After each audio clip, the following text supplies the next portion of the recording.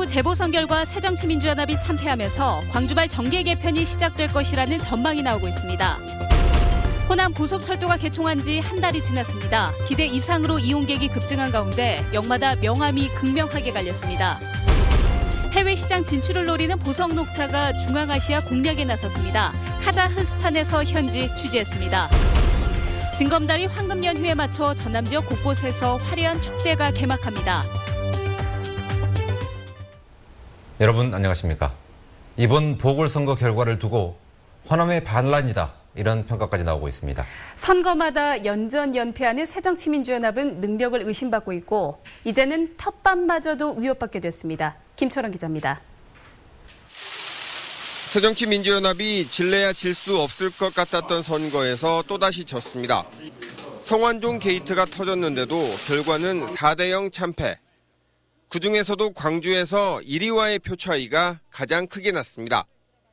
박근혜 정권의 경제 실패, 인사 실패, 부정 부패에 대한 국민의 분노하는 민심을 제대로 대변하지 못해 참으로 공포스럽습니다. 세월호 참사 석 달 만에 열린 지난해 730 재보선도 정부 책임론이 크게 대두된 상황에서 치러졌지만 결과는 11대 4, 야당의 대패였습니다. 지난 대선 이후 현재의 야당이 선거에서 제대로 이겨본 적이 없습니다. 무능 때문이다, 분열 때문이다 여러 해석들이 있지만 무엇보다 권력을 맡겨도 되는지 국민들에게 믿음을 주지 못하는 게 가장 큰 이유로 꼽힙니다. 이 당이 좀 믿음을 줘야 된다는 겁니다. 옳다 그르다의 싸움이 아니라 이게 이제 신뢰할 수 있냐 신뢰할 수 없냐 유능하냐 무능하냐 이런 전선에서 계속 밀리고 있거든요. 더욱이 지난해 730 재보선에 이어 이번 보궐선거에서도 호남에서 새누리당과 무소속의 국회의원 자리를 내주면서 이제는 텃밭조차 지킬 수 없게 된 것 아니냐는 전망도 나오고 있습니다. MBC 뉴스 김철원입니다. 후보 때도 그랬습니다만 당선되자마자 천정배 의원은 독자 세력화를 천명했습니다. 내년 총선을 앞두고 광주발 야권 재편이 시작되는 것 아니냐는 전망이 나오고 있습니다. 한신구 기자입니다. 천정배 의원은 복당에는 분명한 선을 긋고 있습니다. 그렇지만 내년 총선에서 뉴 DJ들을 발굴해 출마시키겠다고 한 만큼 독자 세력화는 분명해 보입니다. 문제는 창당이냐 무소속 연대냐인데 현재까지는 새 규합을 통한 무소속 연대에 무게가 쏠리고 있습니다. 그런 인재들을 좀 모으고 확실한 비전을 만들어서 내년 총선에서는 새정치민주연합과 이제 저와 함께하는 분들과 그 공정 경쟁을 할 수 있는 곳. 독자 세력화를 한다면 야권을 재편할 만큼 파괴력을 가질 수 있느냐가 관건입니다.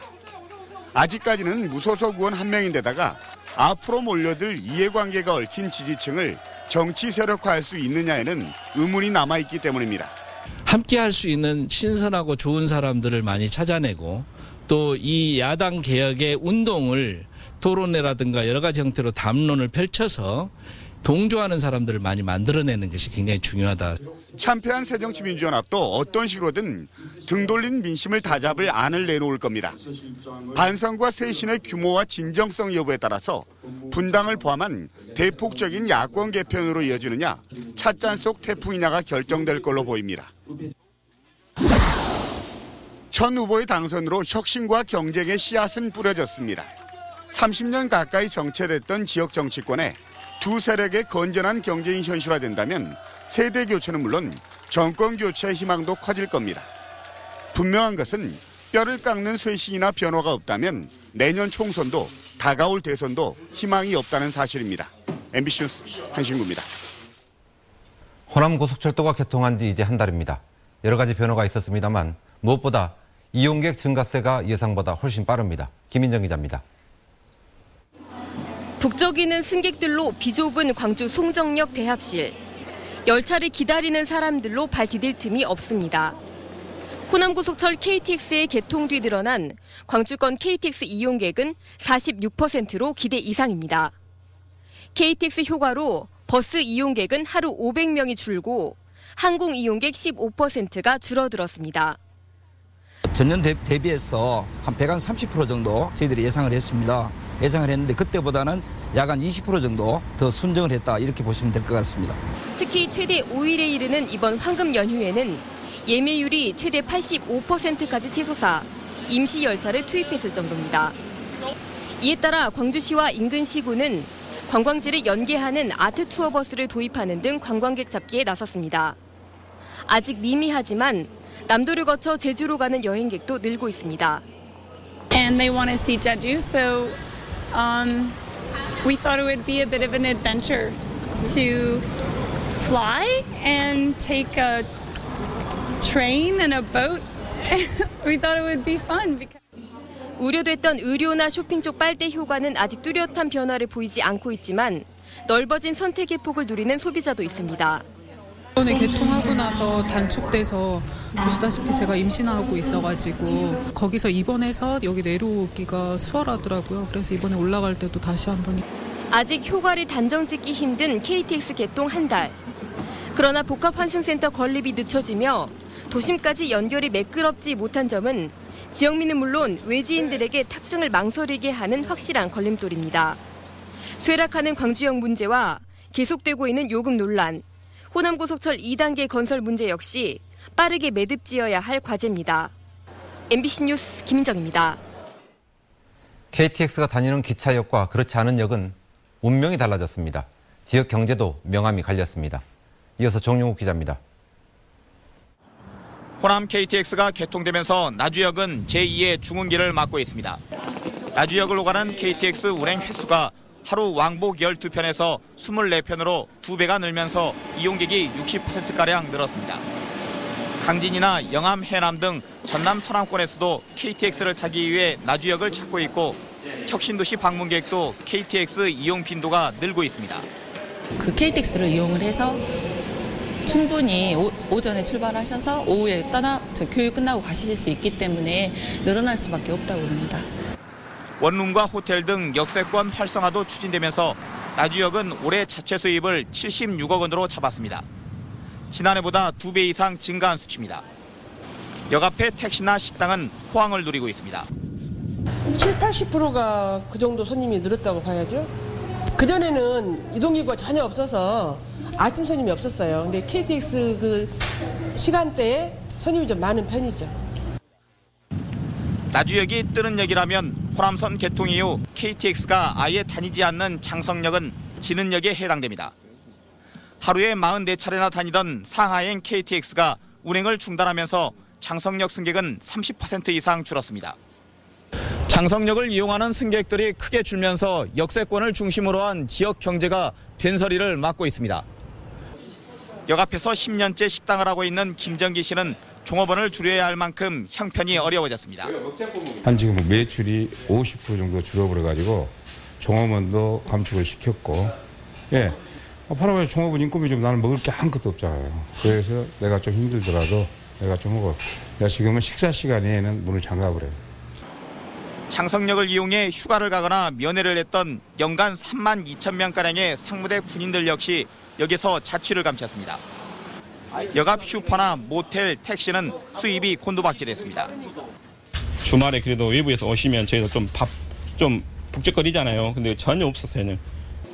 개통 한 달을 맞은 호남 KTX가 지나는 곳은 KTX 특수를 누리는 반면 그렇지 않은 곳은 지역 경제의 사활을 고민해야 할 처지에 놓였습니다. MBC 뉴스 정용욱입니다.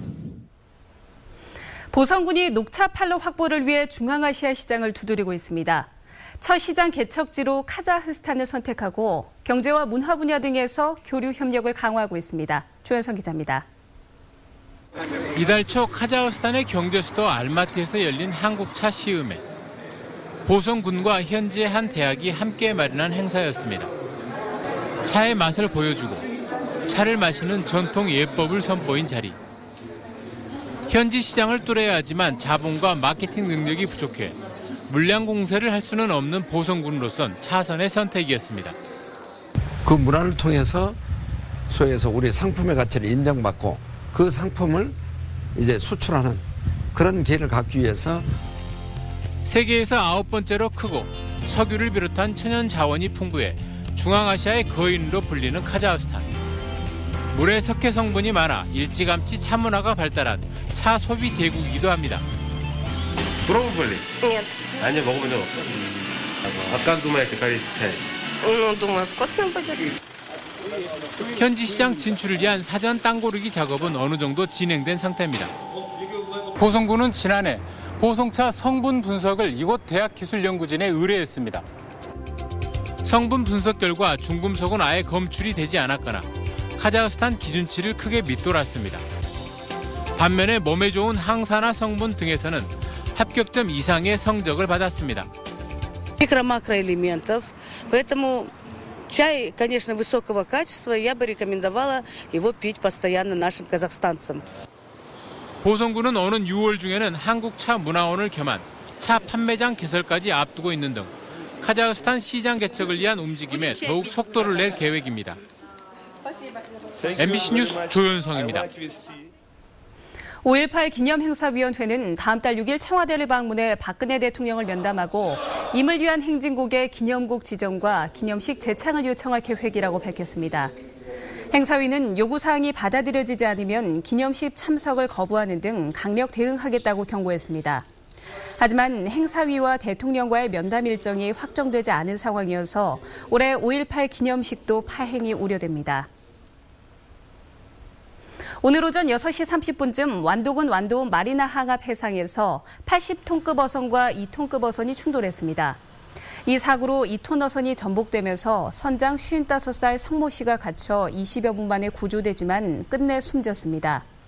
해경은 두 어선이 짙은 안개 속에 입출항하려던 과정에서 충돌한 것으로 보고 정확한 사고 경위를 조사하고 있습니다. 내일부터 사실상 징검다리 연휴가 시작됩니다. 곳곳에서 축제도 열린다는데요. 연휴 날씨 소식과 함께 알아보겠습니다. 김우수 캐스터, 먼저 어디서 어떤 축제들이 열리는지 알려주시죠. 네, 5월이 시작되는 내일은 전남 곳곳에서 다양하고 풍성한 축제가 펼쳐집니다. 먼저 한평에는 나비대축제가, 담양에는 대나무 축제가, 또 장성에서는 전통 한옥마을을 체험할 수 있는 장성의 홍길동 축제가 펼쳐진다고 하고요. 곡성에서는 아름다운 장미를 감상할 수 있는 세계 장미축제도 펼쳐진다고 합니다. 황금 연휴 동안 가까운 근교로 나가보는 것도 좋겠습니다. 네, 연휴에 나들이 가시는 분들 많으실 텐데요. 날씨는 괜찮습니까?